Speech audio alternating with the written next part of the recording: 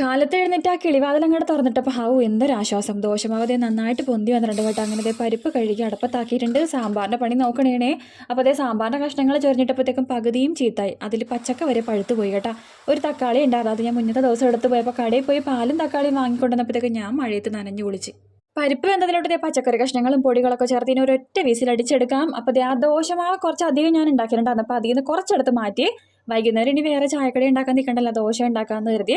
പക്ഷെ പിറ്റേ ദിവസത്തേക്ക് മാറ്റി വയ്ക്കണ പണിയില്ല കേട്ടോ, കാരണം എനിക്ക് പുളി ഇഷ്ടമല്ല.